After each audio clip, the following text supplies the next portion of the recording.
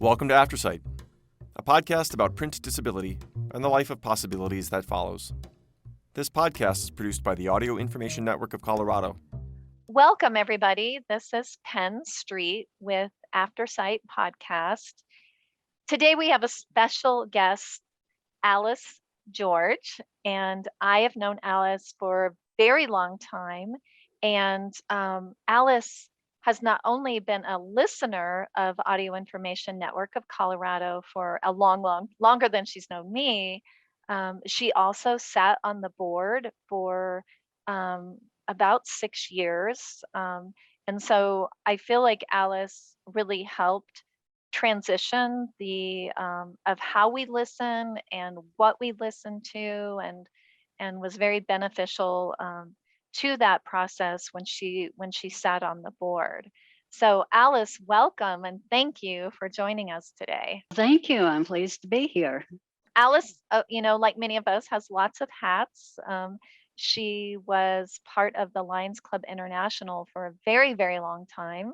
Boy, did you put in your many, many, many years with that and helping, people in Colorado who are blind and visually impaired with that. So you have been visually impaired for most of your life. Could you share a little bit about your vision loss and even your hearing loss? Yes. I was born with a very rare eye disease called Peters anomaly, and that includes congenital glaucoma and calcium patches or opacities on the cornea.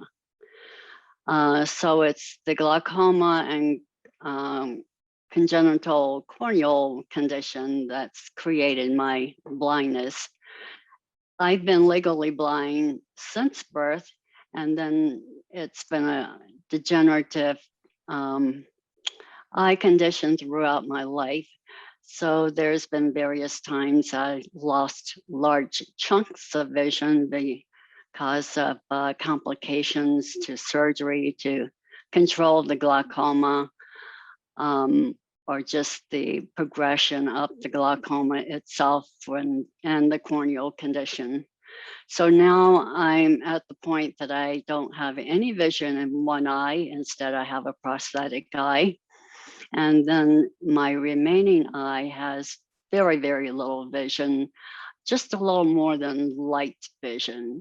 When they test my vision, it's like counting fingers 1 foot away from my face. My hearing loss is a different issue. Oh, okay. My hearing loss is due to chronic ear infections as a child and teenager that could not be controlled, and then having various hearing surgeries that added to the hearing loss. Wow. Yeah, I know, because I know with myself, my hearing is so important to me.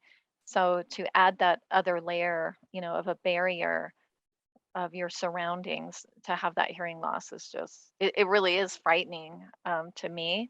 And you've always just been such a great advocate, not only for yourself, but for others, not just with vision loss, but with hearing loss. Like I know when I've been to different events with you, you advocated for, being closer to the speakers and having, other ways of getting that information versus just hearing it. Like I noticed at the last few things that I've been to at some of the big conventions that they actually had hearing devices so that people could hear the speakers better. And I'm sure that you had a big part in that. So, yeah. And sometimes, particularly in noisy areas and large crowds, hearing really is a bigger problem than the lack of vision. Yeah, and I've heard other people say that it's easier to maneuver through the world without sight than without hearing, which is incredible. Well, Alice, I know you've been part of Audio Information Network of Colorado for a long, long time.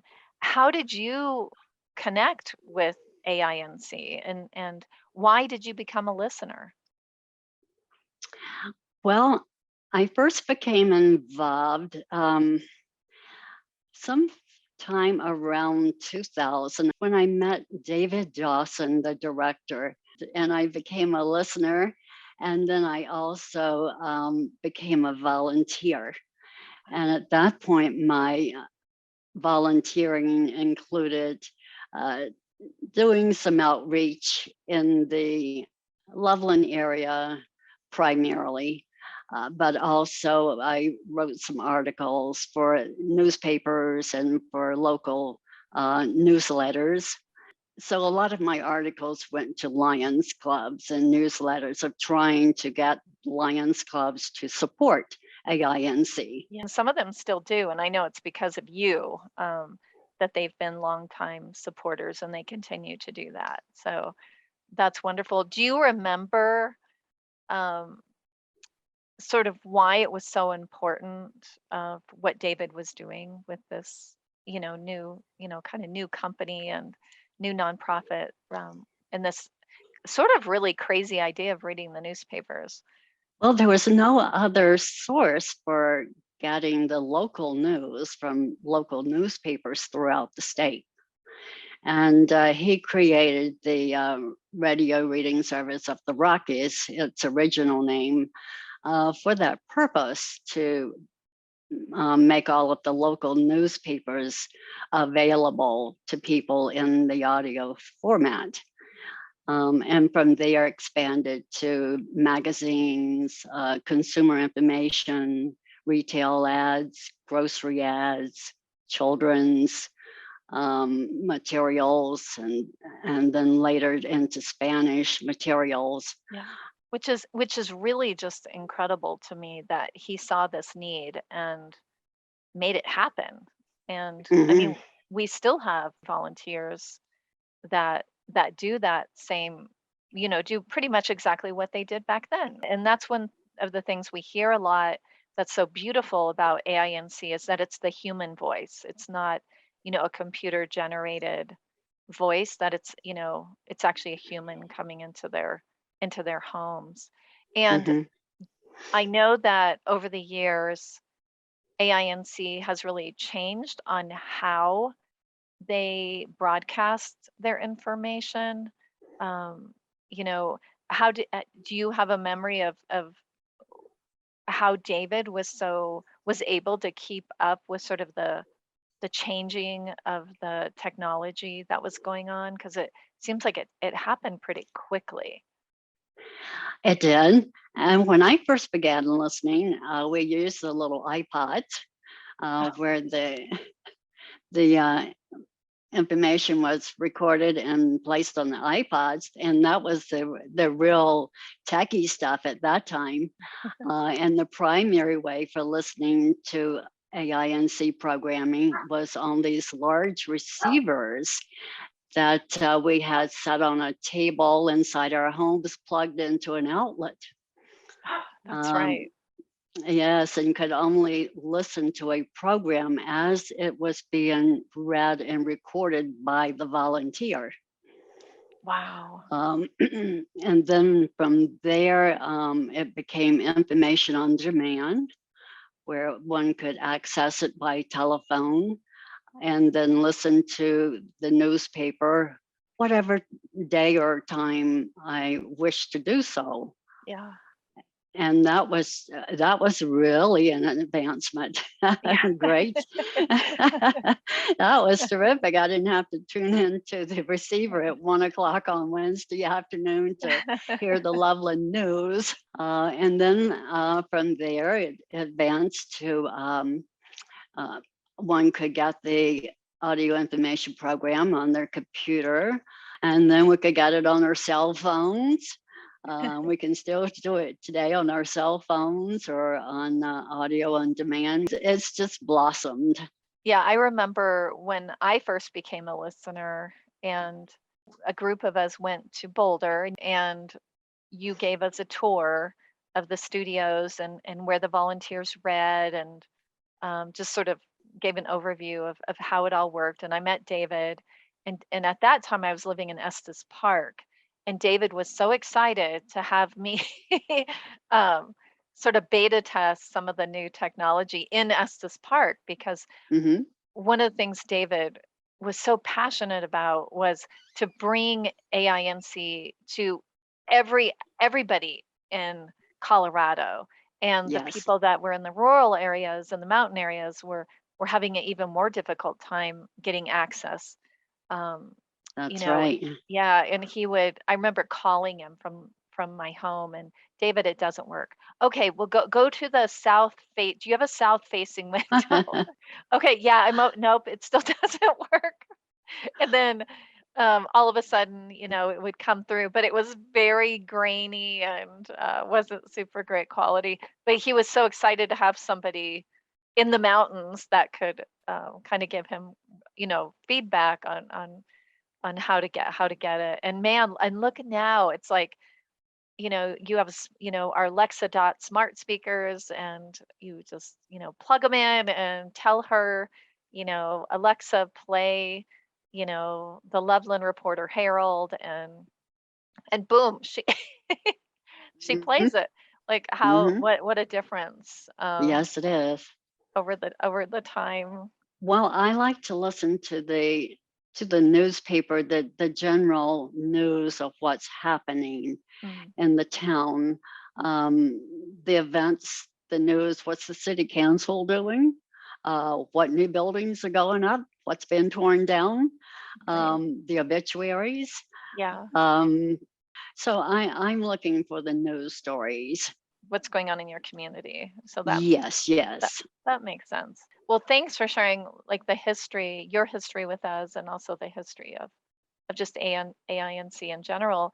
And for those listening, you can go onto our website, and we have a really incredible landing page where you can see the entire history from day one, 30 years ago, to now. And it has some wonderful articles and photos and text that you can listen to.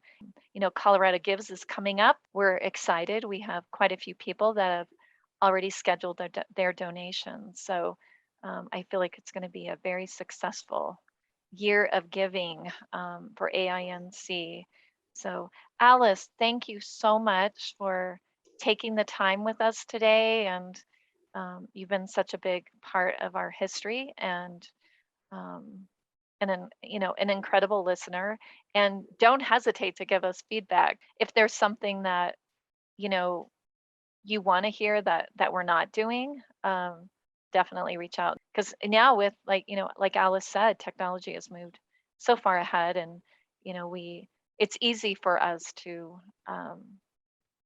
bring in a new podcast or a new newspaper or something that's out there that we're not getting access to. Well, Alice, thank you again so much for joining us today. Well, thank you for having me. It's been my pleasure serving on the board of AINC and just being a volunteer and just knowing the people at AINC as well as using the services. AINC is a wonderful organization, provides a very worthwhile and needed service. And there's no other source out there for getting the daily newspapers, local news, and the other information that AINC provides. And there's so many ways to obtain the information. You have many, many choices. Yeah. So I encourage people to please sign up for it and use it if you're not already. Wonderful. Thank you. Thank you, Alice. And everybody out there, be well and be safe, and take some time to be nice to somebody today.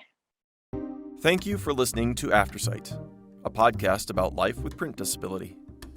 This has been a production of the Audio Information Network of Colorado. This podcast can be found on our website, aincolorado.org, alongside all of our content for people with print disabilities. We're also hosted on the major podcast platforms. So if you like today's episode, please like and subscribe.